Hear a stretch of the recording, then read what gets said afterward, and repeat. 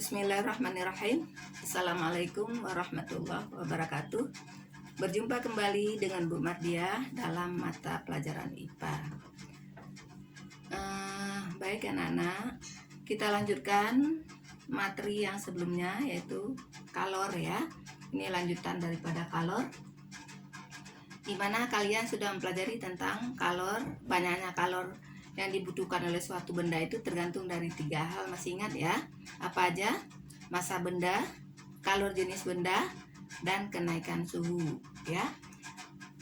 Terus di sini akan dibahas tentang azas Black.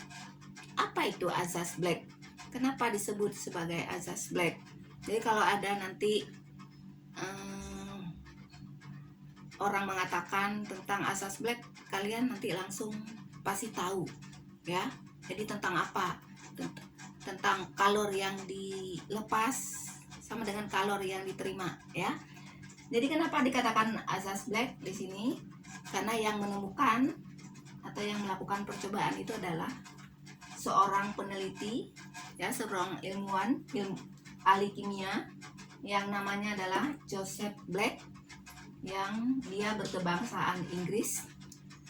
Dia mengatakan bahwa jika 2 benda yang berbeda suhunya, maksudnya ada suhu yang tinggi dan ada suhu yang rendah ya, karena kan pengertian daripada kalor itu sendiri adalah energi yang berpindah dari benda bersuhu tinggi ke benda yang bersuhu rendah.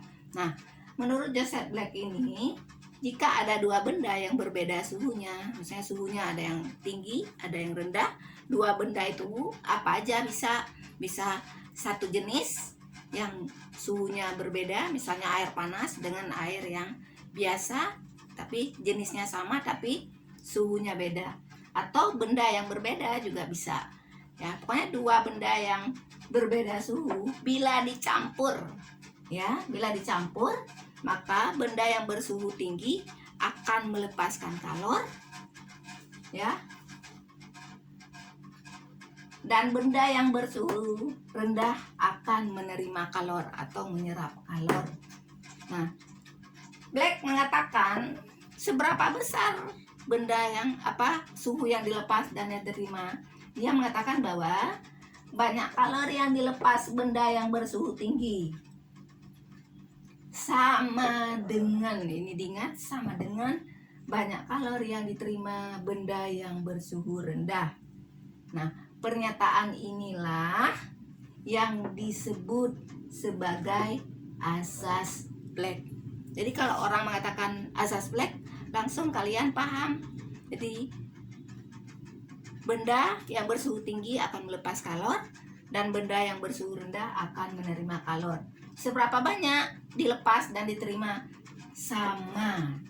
Jadi kalor yang dilepas sama dengan kalor yang diterima. Jadi itulah yang dikenal dengan azas Black. Jadi pernyataan ini kalau ditulis secara matematis dalam rumus, berarti kalor itu kan lambangnya Q. Jadi Q yang dilepas sama dengan jumlah kalor yang diterima atau diserap. Dipaham ya? Jadi 2 benda yang berbeda suhu, satu suhunya tinggi, yang satu suhunya rendah ya. Jadi kalau dicampur di sini tadi adalah tentang Q dilepas sama dengan Q yang diterima ya. Kalor yang dilepas sama dengan kalor yang diterima. Nah, karena di sini dalam azas Black ini adalah 2 benda yang berbeda suhu atau bendanya sama tapi suhunya berbeda, maka di sini adalah ada 2. Jadi Q yang dilepas atau kalor yang dilepas sama dengan kalor yang diterima. Jadi yang dilepas, kalor yang dilepas itu yang suhunya seperti apa? Pasti yang suhunya lebih tinggi ya, sedangkan kalor yang diterima berarti ya benda yang suhunya lebih rendah. Nah, di sini untuk lebih gampang kalian mengingat, jadi untuk Q yang lepas berarti yang suhunya lebih tinggi, itu kita anggap sebagai benda 1 ya. Untuk Q atau kalor yang diterima kita anggap sebagai benda 2. Makanya di sini karena rumus Q itu ada waktu kita belajar kalori itu tergantung dari 3 hal, apa saja, yaitu massa benda, kalor jenis, dan kenaikan suhu atau perubahan suhu. Nah, jadi di sini untuk kalor yang dilepas, berarti rumusnya ya sama, M kali C kali delta T. Jadi di sini kita misalkan sebagai M1 ya, massa benda yang pertama, C1 ya. Jadi kalor jenis benda pertama dan kenaikan suhu yang pertama. Karena di sini ada 2 benda yang dicampur, berarti nanti ada suhu akhir yang di sini dikatakan sebagai TA, suhu akhir ya. Jadi rumus delta T ini bukan seperti kemarin itu adalah T akhir dikurang T awal. Jadi di sini adalah untuk delta T pada asas Black berarti T1 dikurang TA.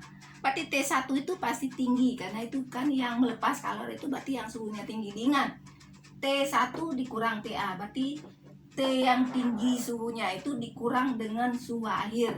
Karena suhu akhirnya nanti pasti di bawahnya, lebih kecil daripada suhu pertama. Sama dengan, nah sekarang untuk kalor yang diterima sama aja dari 3 hal tadi. Jadi dianggap sebagai M2, massa 2, kalor jenis 2, dan delta T2 nya adalah, nah di sini untuk delta T nya adalah T2 itu pasti suhunya lebih rendah. Misalnya yang pertama suhunya 80, berarti benda yang kedua misalnya 20. Jadi di sini diingat, jadi berbeda delta T1 dengan delta T2. Kalau delta T1 adalah suhu tertinggi atau suhu awal dikurang suhu akhir. Tapi kalau delta T yang Q yang diterima itu adalah suhu akhir dikurang suhu awal atau suhu benda yang kedua. Ya, itu diingat, di sini berbeda. T1 kurang TA, TA kurang T2. Ya, di sini. Jadi T2 itu yang mana? Benda yang kedua kita anggap adalah kalor yang diterima. Berarti benda yang suhunya lebih rendah. Nah, di sini udah ada keterangan apa itu Q. Q itu adalah jumlah kalor, satuannya Joule itu dalam SI, satuan lainnya adalah kalori. Massa benda kan satuannya kilogram. Tapi nanti bisa juga menggunakan gram ya. Sini ada juga gram. Terus kalor jenis benda satuannya Joule per kilogram derajat Celcius. Tapi bisa juga kalau massanya nanti diketahui dalam gram, jadi satuannya yang digunakan adalah kalori per gram derajat Celcius. Dia nanti tergantung dalam soal. Kalau TA berarti suhu akhir, suhu benda setelah dicampur. Jadi suhu campurannya. Ya paham ya kira-kira? Jadi ini memang lumayan sulit, jadi kalian harus benar-benar memperhatikan terutama di sini ya. Untuk yang delta T1 berarti T1 dikurang TA, di sini adalah TA kurang T2 ya untuk bagian kedua. Jadi T1 kurang TA, di sini adalah TA kurang T2 ya. Jadi tolong dipahami. Jadi untuk lebih paham kita coba mengerjakan soalnya ya. Di sini Ibu tulis soalnya dulu, nanti akan kita jawab sama-sama ya. Nah, di sini udah ada contoh soalnya. Coba perhatikan. Air bermassa 200 gram bersuhu 30 derajat Celcius dicampur dengan 100 gram air suhunya adalah 90. Jika kalor jenis air sama dengan 1 kalori per gram derajat Celcius, berapakah suhu akhir air setelah dicampur? Berarti ini yang ditanya suhu akhir. Jadi di sini ada dua gelas air, katakanlah 2 gelas air. Yang pertama misalnya banyaknya adalah 200 gram, suhunya 30. Yang satu gelas lagi adalah 100 gram, suhunya 90. Berarti ini dicampur. Jadi air panas dicampur dengan air yang biasa, 30 derajat itu air suhu biasa ya, cuma anget sedikit. Jadi kalau dicampur dengan air panas, pasti suhunya adalah di atas 30, pasti di bawah 90. Nah, jadi di sini setelah yang ditanyakan itu ya, suhu air setelah dicampur. Berarti TA, kalau tadi adalah TA istilahnya ya. Nah, jadi di sini yang mana yang menjadi massa, berarti M. Yang mana menjadi M1, yang mana menjadi M2. Jadi yang M1 tadi kan Ki yang melepas ya. Ki dilepas, berarti yang suhunya tinggi, berarti dia akan melepaskan panas. Berarti yang mana yang suhunya tinggi? Yang 100 gram. Berarti ini yang akan menjadi M1 ya, yang suhunya tinggi. Jadi dalam fisika setiap ada soal begini kita berarti dalam menyelesaikannya berarti harus tulis dulu diketahuinya. Jadi yang mana yang akan menjadi M1? Berarti yang akan melepaskan kalor. Yang akan melepaskan kalor berarti yang suhunya tinggi, berarti yang suhunya 90. Yang suhunya 90 berarti masanya adalah 100 gram. Maka diketahui adalah M1 adalah 100 gram. C, apa itu C? Kalor jenis air. Nah, di sini kalor jenis air adalah 1 kalori per gram derajat Celcius. Kenapa 1, Bu? Misal kalian bertanya. Karena kemarin kan kita menggunakan 4.200 Joule per kilogram derajat Celcius. Itu dalam Joule. Tapi di sini dalam kalori. Ya, kalau dalam kalori itu digunakan gram. Ya, jadi C-nya berarti C1 karena sama-sama air, nanti C1 sama dengan C2 karena sama-sama air, berarti kalau jenisnya ya pasti sama. Berarti 1 kalori per gram derajat Celcius. T1 berarti T1 yang Ki apa tadi, Ki lepas berarti sudah 90. K1 berarti T1 nya adalah yang suhunya tinggi ya. Sekarang yang kedua, M yang kedua, massa benda yang kedua berarti yang suhunya rendah. Ini yang suhunya 30, massanya berapa? 200, berarti M nya adalah 200. C nya sama 1 kalori per gram derajat Celcius, berarti T2 nya adalah 30 ya, yang menjadi. Nah, jadi rumusnya di sini yaitu rumus tadi, berarti Ki lepas sama dengan Ki yang diterima atau yang diserap. Nah, apa rumusnya tadi? Berarti M Ki lepas berarti M1 kali C1 kali delta T-nya dirubah menjadi T1 kurang TA. Ya, duduk aja. Jadi T1 kurang TA. TA itu apa nanti yang ditanya?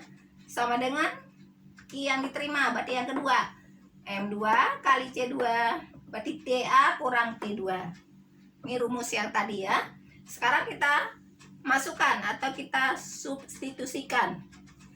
Berapa M1? Masukkan 100 ya, 100 gram kali C1. Ini C1 1 kalori per gram derajat Celcius kali T1 90 kurang TA. Ini rumusnya tadi ya. Kurang TA derajat Celcius ya. T kurang TA derajat Celcius sama dengan, nah ini T2 nya, ini dia M2 ya.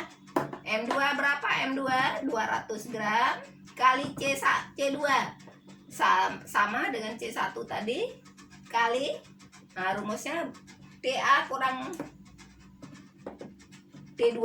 TA kan yang ditanya belum diketahui ya, kurang T2. T2 nya berapa? 30 ya, masukkan. Nah, sekarang ini yang di dalam kurung, berarti di dalam matematika masih ingat kan? Udah sampai ke sini belum materinya? Berarti ini semuanya harus dikalikan dengan yang di dalam kurung. Ini karena sama, sebenarnya ini bisa diabaikan. Ya. Ini kan bisa diabaikan.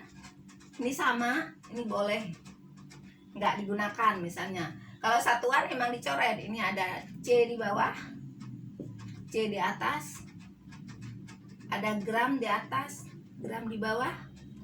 Ini juga sama ya, dan gram boleh dicoret. Ini dicoret ya, derajat Celcius juga bisa dicoret ya. Yang tinggal adalah kalori. Nah, sekarang kalikan dengan yang di dalam kurung. 100 kali 90, 9.000 kalori ya. Terus ini kan dikalikan dengan yang di dalam kurung sini nih. Terus ini dikali lagi. Nah, 100 kali min TA, berarti min 100 TA kalori ya. Sekarang yang sebelah sini sama aja, kalikan dengan yang di dalam kurung, 200 kali TA, 200 TA. Ini dikalikan ke sini dulu, nanti ke sini lagi. Nah, kalikan ke sini ya. 200 kali TA, 200 TA kalori. Terus 200 kali 30 kali min ya, min 30 adalah min 6.000 kalori ya, karena yang tinggal adalah kalori. Nah, sekarang kita lihat yang sejenis. Nah, ini berarti ini dibawa ke sini ya. Ini TA kan ada di sini. Berarti ini boleh dibawa ke sini, atau yang ini dibawa ke sini ya, sama aja.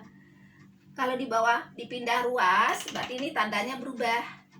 Misalnya ini min 100 dibawa ke sini jadi plus 100. Ini kan min 6.000 dibawa ke sebelah sini, pindah ruas jadi plus 6.000. Jadi boleh yang mana aja boleh dipindahin. Boleh ini dibawa ke sini ya, atau yang ini dibawa ke sini juga boleh ya. Yang penting yang sejenis, sukunya sejenis. Jadi ini dipindahkan yang mana? Ini berarti 9.000 kalori tambah, ini pindah ruas ke sini, tambah 6.000 kalori, sama dengan 200 TA tambah, ini bawa ke sini, min 100 jadi plus 100 TA kalori. Jadi berapa 9.000 tambah 6.000? Adalah 15.000 kalori. Ini ditambah menjadi 300 TA ya. Jadi kalau yang ditanya adalah TA. Jadi kalau yang ditanya TA sekarang, berarti TA adalah 15.000 dibagi 300 sama dengan 50. 50 ini apa? TA. T yang ditanya suhu. Berarti suhu satuannya adalah derajat Celcius. Berarti suhu akhirnya adalah 50 derajat Celcius. Paham ya? Jadi tolong ini soal diulang lagi, dipelajari lagi. Dan soal ini juga udah Ibu upload di e-learning, kalian bisa buka ya, bisa dibaca, diulang-ulang. Mudah-mudahan bisa dipahami ya. Sekarang Ibu kasih soal 1, kalian mencoba mengerjakan dengan menggunakan rumus azas Black ini. Paham ya kira-kira? Mudah-mudahan bisa dipahami. Jadi nanti Ibu akan kasih 1 soal, kalian mencoba sendiri dengan contoh yang sudah ada. Ya, itu aja. Kita lihat soal berikutnya. Ya, sebelum Ibu berikan soal, jadi Ibu cukupkan di sini dulu. Assalamualaikum warahmatullahi wabarakatuh.